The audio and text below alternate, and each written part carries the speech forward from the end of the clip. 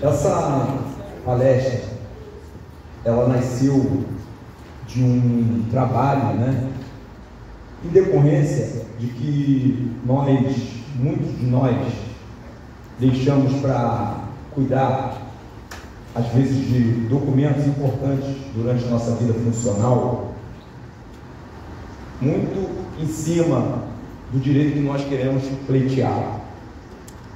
E nós sabemos que o Estado ele vem também se modernizando através das instituições, fazendo com que o direito do servidor esteja alicerçado em regras que fazem com que o órgão cujo servidor presta atividade laboral se alinhe com os interesses também, porque o Estado é uma autarquia estadual, por Previdência, se alinhe nas questões formais. E nós tivemos aí alguns atrasos em publicações de aposentadorias de colegas que o Rio Previdência está resolvendo, porque eram algumas pendências, já publicaram alguns processos, e nisso nós nos aproximamos via Secretaria de Administração Penitenciária, claro, secretária, que entrou em contato com o presidente do Rio Previdência, e oportunamente nós fomos ao Rio Previdência e tivemos o prazer de conhecer o Wagner, que é gerente de certidão de aposentadoria, o Guilherme, que é diretor de Previdência, e aí nós, diante dessas questões, nós pedimos a eles se eles se propunham a vir aqui fazer uma palestra, explicar para os servidores o que os servidores devem estar atentos, também dotar a nossa secretaria, a nossa instituição de um serviço que preste mais atenção nessa documentação. Aqui eu sempre falo, nós aqui não queremos decapitar a cabeça de ninguém, nem a tribunal inquisitório. Aqui nós queremos dotar a nossa secretaria, que nós trabalhamos 30 anos, 25, alguns muito mais que a gente, mais de 30 anos, eu fiz 30 anos agora em agosto, de um profissionalismo em que essas questões, quando chegar lá na frente, vocês já tiverem querendo sair para a aposentadoria, porque nós vemos muita aflição dos colegas, porque os colegas deram entrada na aposentadoria, e aí o processo demorou a publicação, e eu estava falando com o Wagner, vocês sabem melhor, vocês sabem tanto quanto eu, isso aqui não é uma atividade trivial. O colega, ele não se sente à vontade de ficar esperando o processo que eles entraram em abril, ficar para ser publicado em agosto, setembro, outubro, sob o risco do que vocês sabem que nós passamos. Nesse ínterim, desses processos andando, eu estava falando com o Wagner, vocês podem afirmar aqui e confirmar o que eu falei para ele.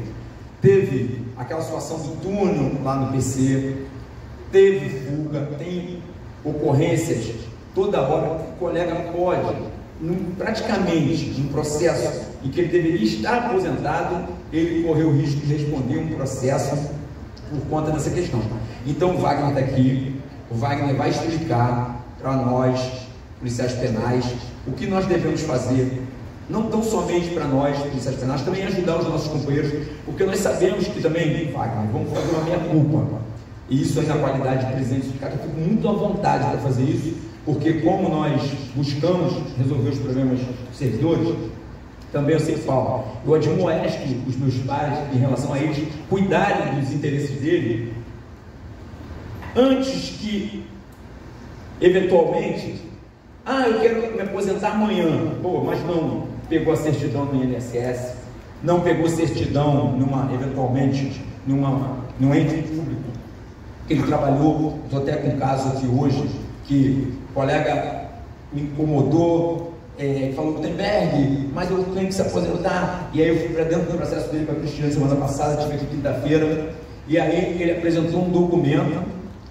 que é da Prefeitura de Nova Iguaçu, que ele deu entrada no INSS, o INSS não aceitou e não catalogou como tempo de contribuição, o INSS não catalogou, porque o INSS disse que era regime próprio, E ele estava querendo se valer desse documento para que o Wagner contasse como tempo de contribuição. Não tinha como contar. Então eu pedi a ele, ó, você vá em Nova Iguaçu e agora pega esse documento direcionado para a área SEAP, porque você pegou direcionado para o INSS, e o INSS não reconheceu lá na sua certidão. Não.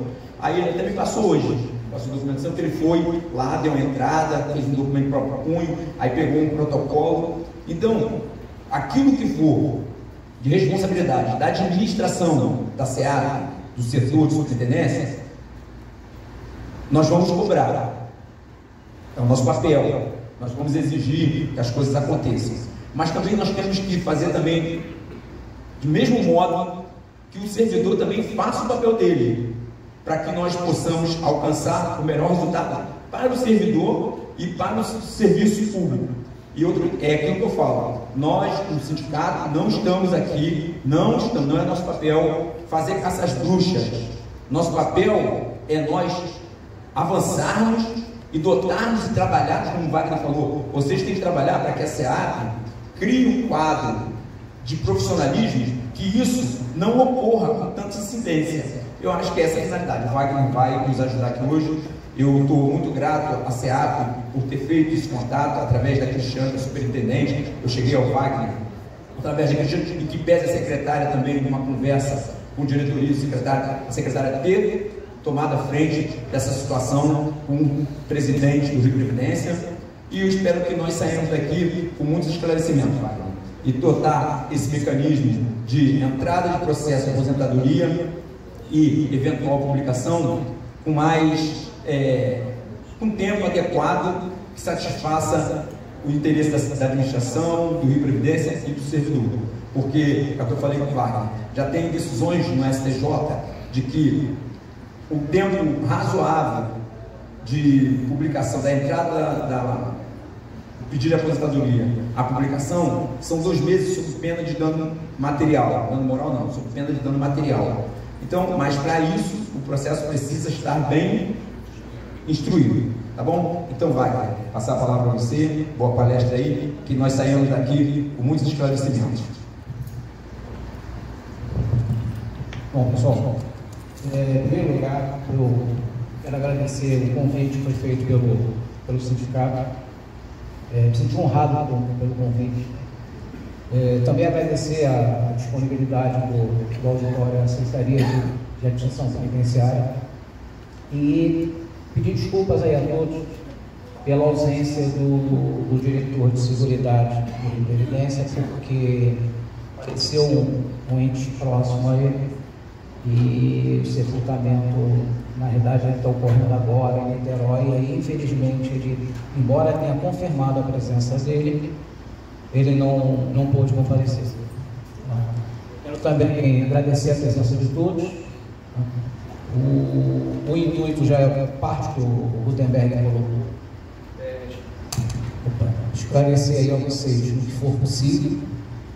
Posteriormente, vai abrir aí para as perguntas de cada um, podem ficar tranquilos, tá? Na medida do possível, eu vou responder a todos vocês.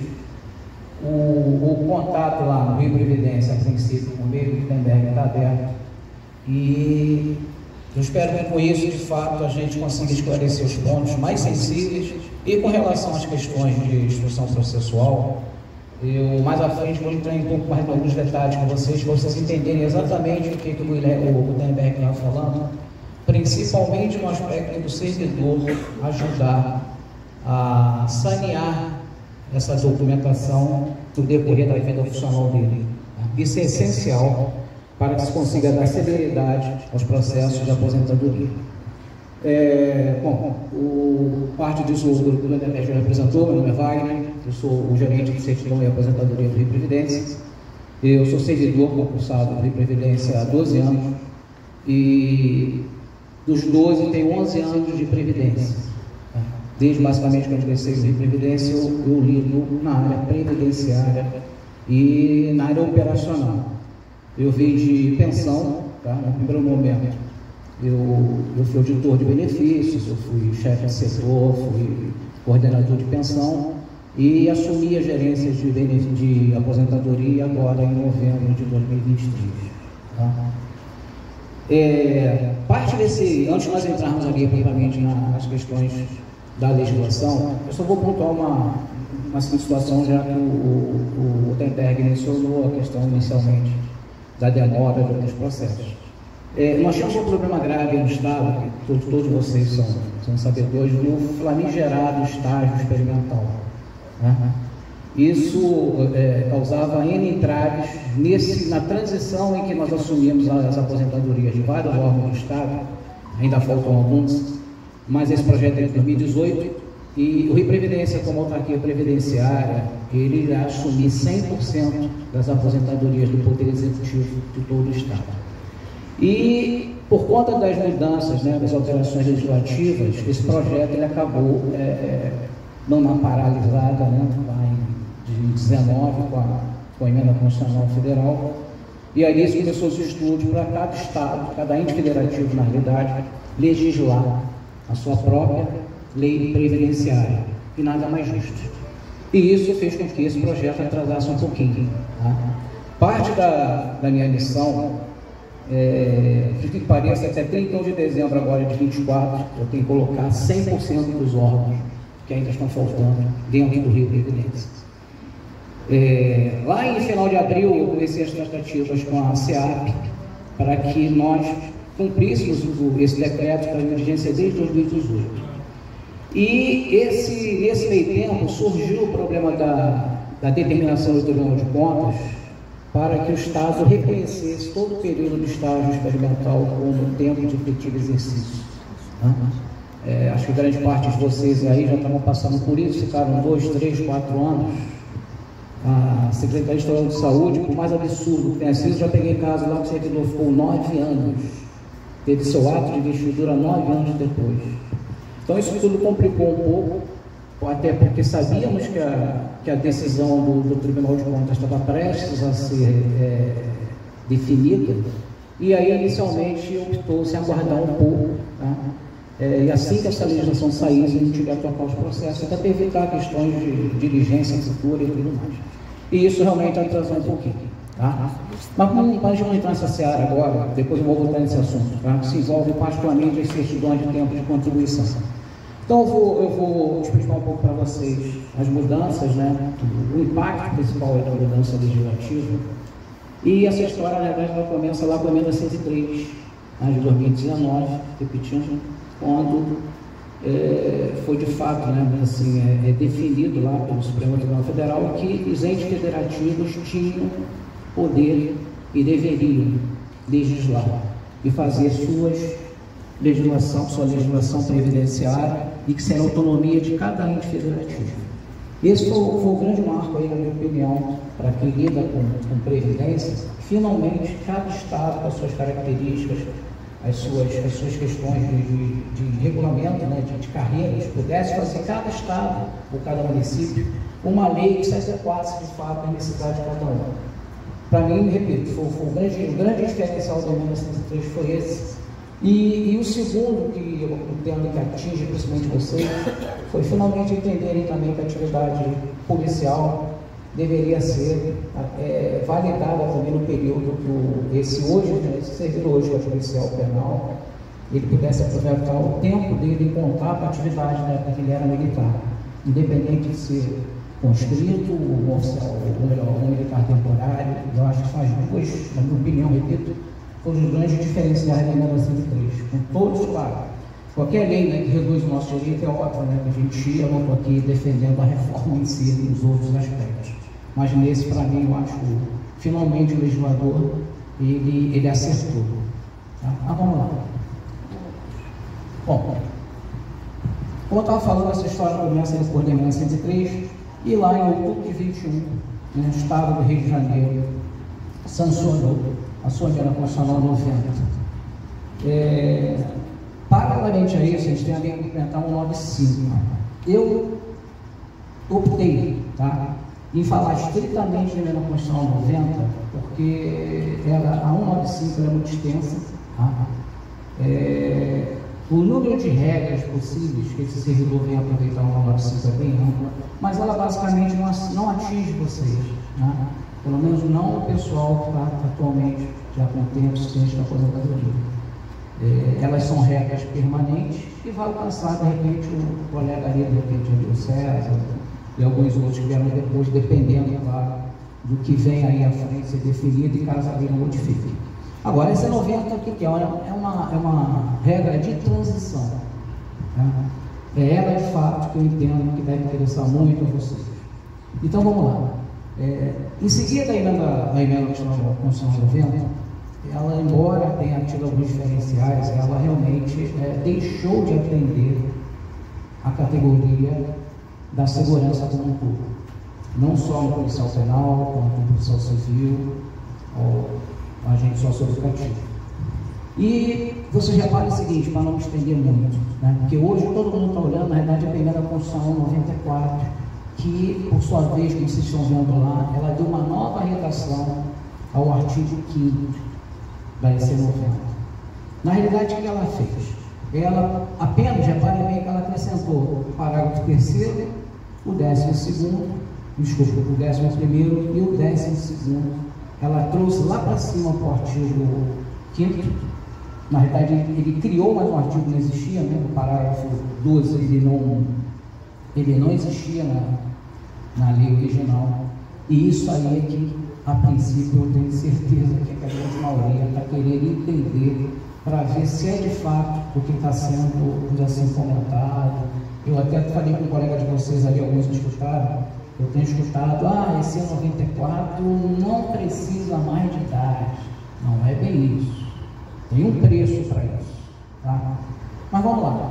Então, na realidade, foi isso. A EC 94 ela acrescenta ao artigo 5º, né, que todo servidor ocupante lá do cargo de agente de segurança socioeducativa, policial civil, penal, que tem ingressado nessas carreiras até a data de entrada em vigor desta emenda constitucional poderão aposentar-se voluntariamente com proventos integrais na forma da lei complementar número 51, lá de 85, e asseguradas a integralidade e paridade, observada a idade mínima de 55 anos para ambos os sexos, ou disposto no parágrafo 3º, 11 e 12, conforme falei.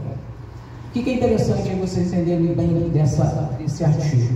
Qual o marco temporal que interessa para a gente em relação a essa lei? Vigência efetiva da EC 90. Então, a data marco é 1º de janeiro de 2022. Data essa que é a data da vigência da lei. É por essa data que nós vamos verificar de fato se aquele servidor já cumpriu ou não as regras que são exigidas para que ele possa de fato se aposentar precisando de idade ou não. Bom, segundo ponto aí, vocês reparem que, embora seja uma lei estadual, ela fala claramente lá na EC 51, né? 85, na lei federal. Se vocês observarem, essa lei vê lá, ela fala expressamente lá dos 30 anos de contribuição, no mínimo 20 de atividade policial para o homem, até então era isso, né?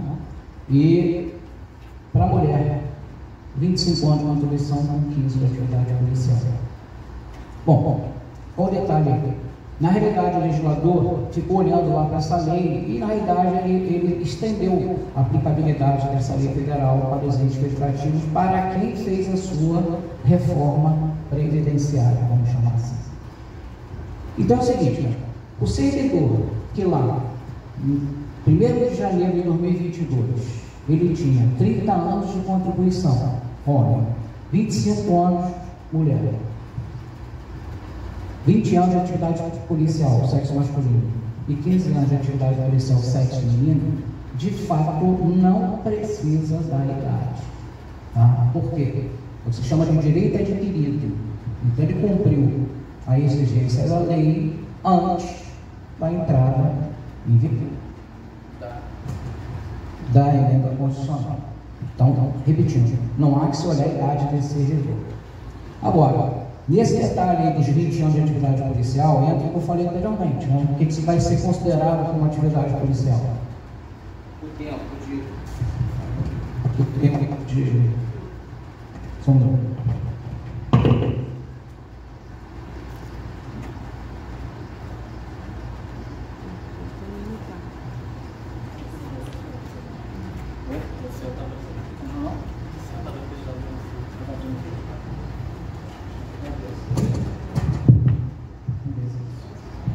vamos lá. Então, vamos dar a favor. Para esse servidor, não há de falar a idade. Se ele quiser, ele aposenta. Se ele quiser, ele não aposenta. Nenhum problema. Tá? Decidiu lá, por interesse qualquer, ficar mais 3, 4, 5 anos, a hora que ele quiser, ele poderá se aposentar usando essa regra. Se nesse meio tempo ele cumprir qualquer outro, fica a critério dele. E para vocês não impacta, porque na realidade acaba não tendo diferencial. Bom, isso aí é o padrão. Agora, vamos ver o desdobramento disso, né? O que ele fala lá no parágrafo 3º? Que acho que esse capítulo é interessante. Olha lá, os servidores que tratam caput poderão se aposentar aos 52 anos de idade, se mulher, e aos 53 anos de idade, se homem. Agora, desde que cumprido o período adicional de contribuição correspondente a 20% do tempo que na data de entrada em vigor da expediente constitucional faltaria para atingir o tempo de contribuição previsto da Lei Complementar número 51/85. Então, na realidade, vamos tentar entender um pouco melhor isso também. Do que ele está falando? Ele está falando daquele servidor que não conseguiu cumprir toda a regra até o dia 31/12 de 21, com vigência a partir de 1º de janeiro. Para esse servidor, você repara que ele vai ter que pagar pedágio. O que vai acontecer lá em 31/12? O tempo que tiver faltando naquela data, para ele conseguir se aposentar, a mulher de 52 anos e o homem de 53, ele terá que trabalhar um pouquinho mais. Terá que trabalhar 20% desse tempo que estiver faltando. Essa é a primeira diferença aí que o pessoal por vezes esquece. Então vamos pensar aqui rápido. Para esse servidor que tivesse lá, vamos dizer, homem, né, 25 anos de serviço, de contribuição, desculpa. Ele tinha uns 20 de policial, entidade de polícia, e de contribuição 25 anos. Então, no dia 31/12 de 21, ele não teria os 30 anos, estaria faltando o quê? 5 anos para ele cumprir o tempo de contribuição. Supondo que ele tivesse já 53 anos, ele não poderia ainda aposentar-se, porque estaria faltando 5 anos, né, o tempo que ele trabalhar. Agora, o que acontece nessa situação? Ele tem que pagar 20% desse tempo que faltava. Se a gente fizer uma conta rápida aqui, 5 anos, né? Vamos botar em meses, são 60 meses. 20% disso, 12 meses. Então ele tem que trabalhar mais um ano. Então, nesse servidor, como é que funcionaria? Ele já teria, repetindo a idade, isso lá atrás, né? Lá em início de 22, já teria o tempo de atividade policial e precisaria trabalhar mais um ano para ele poder aposentar-se, tá? Aos 53 anos. Trocando em miúdos, se estiver ocorrido lá em 21, ao final de 22, mais precisamente em janeiro de 23, esse servidor que já tivesse completado 53 anos estaria apto a aposentar-se e teria trabalhado não 30, mas 31 anos. Essa é a lógica da lei. Então, vocês vão observar que o que o legislador faz na realidade? Para aquele que não cumpre, que não conseguiu cumprir todos os requisitos, vão-se criando regras, daí o nome de regras de transição, de forma que eles possam aposentar-se basicamente com a mesma regra, com o mesmo direito, porém tendo que trabalhar um pouquinho mais. Claro, quanto menos tempo estiver faltando, menos tempo trabalhará. Quanto mais tempo faltar, mais ele terá que trabalhar. Isso é irreversível, até porque teria sentido, né, o legislador fazer uma reforma que não cobrasse algum diferencial. E repito, não estou defendendo a lei não, tá? Estou só explicando o raciocínio do legislador. O outro artigo lá, que é o parágrafo, que é o parágrafo 11, você vê que ele volta a fazer menção lá no artigo 40, tá? Que foi acrescentado lá pela emenda 103, na realidade ele fala do parágrafo 4b, é uma declaração de lei federal, e ele, na verdade, ele retifica a questão do tempo da redução dos 5 anos, mas somente se você tiver cumprido novamente todo o tempo necessário, tanto de contribuição quanto de atividade policial. Na realidade, ela acaba sendo muito parecido lá com quem completou as regras em 31/12 de 21. Não vejo nem muito sentido em ter mantido, né, esse parágrafo, mas enfim, ele está na lei. Mas é basicamente a mesma coisa, porque já existia a previsão da redução de idade lá no caput do artigo 5º. Caput 13. 12. Ah, não, já está.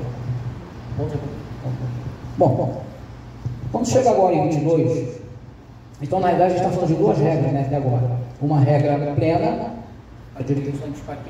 para quem cumpriu a regra pela lei antiga, vamos dizer assim, o artigo 3º, o parágrafo 3º, o parágrafo 11 e o parágrafo 12, que foi introduzido por agora pela emenda constitucional 94, que eu acho que é o grande impacto aí da mudança da lei, que voltou, vamos dizer assim, resgatar a possibilidade do servidor da área de segurança aposentar-se sem precisar olhar exclusivamente para a idade. Tá? É claro que isso não vai beneficiar todos, porque se aquele servidor ingressou na carreira com mais idade, ele não vai conseguir sentir esse diferencial, mas ele impacta para aquele que entrou bem novo, né? E tinha perdido essa chance.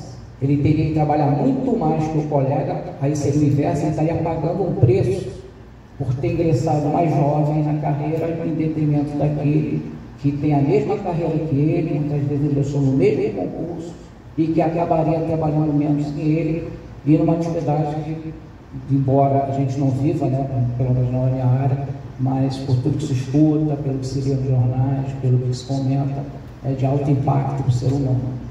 E o que essa legislação faz na realidade?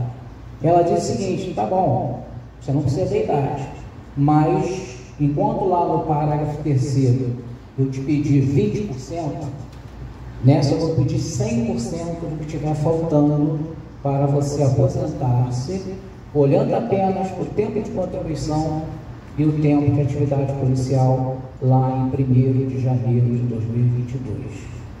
Então, novamente, vamos olhar lá o policial do sexo masculino, né? Eu estou usando o exemplo masculino mais por causa do tempo, que é maior, que aí eu acho que é mais fácil a gente entender o impacto da mudança da lei. E aí vamos pensar novamente, esse servidor que tivesse lá em 31/12 de 2021, 27 anos de somados de contribuição de atividade policial. Estaria faltando para ele 3 anos, correto? Já que o mínimo é 30. Então esse servidor teria lá 20, vamos dizer assim, de atividade policial e teria 7 anos averbados de alguma outra carreira, de algum outro regime geral, enfim. Então estaria faltando 3 anos para ele aposentar-se. O que ele vai precisar? Se é 100% desse pedágio, do tempo que faltava, ele vai precisar de mais 3 anos. Então, esse servidor terá que trabalhar 6 anos para poder aposentar-se, independente da idade que ele tenha. Tá? Então, na realidade, ele vai acabar trabalhando 33 anos. Os 3 que obrigatoriamente teria que ter, com mais 3 de acréscimo de pedágio. E aí eu não preciso olhar a idade que ele tem. O que eu entendo, cara, até pela experiência na área de concessão de aposentadoria, basicamente são as 2 regras que eu acredito, a maioria, né, que não tenha completado o tempo lá atrás, deve optar por essa regra aí. Tá?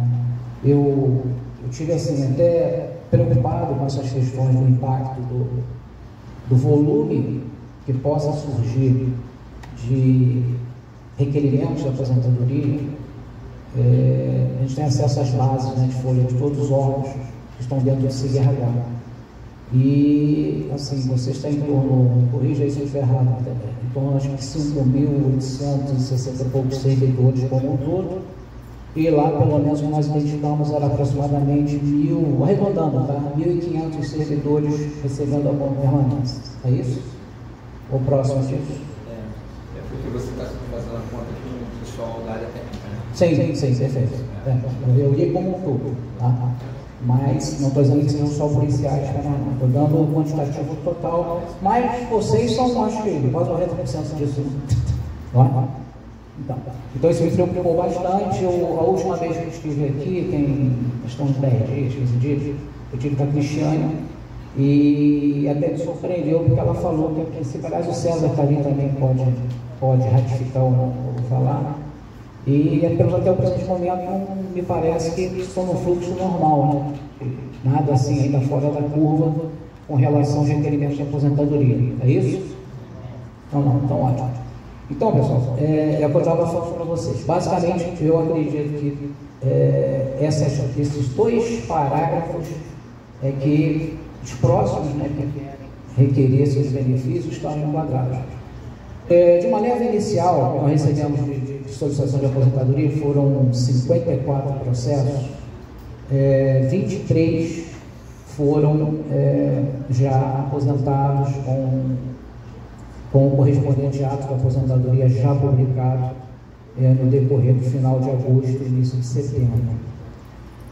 Incluímos na folha agora, a folha de outubro, que será acreditada agora no início de novembro, desses 23 que nós publicamos, em torno de, se não me falha a memória, 14 ou 15 servidores já com a folha ativa, como inativos na folha, competência 10.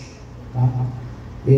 Desbarramos algumas questões na hora de implantar os demais, mas essa é questão sistêmica, tá? Não envolve nada a questão operacional, não. Tá? A gente tem um problema grave com o CIRH, porque isso tudo é migrado, o pessoal mais antigo deve saber disso, migrou do SAP, né, do antigo SAP para dentro do CIRH, sem as informações, sem a vida funcional de todos vocês que deveriam estar devidamente alimentados, inseridos no sistema, o período contributivo, nada disso está lá, tá?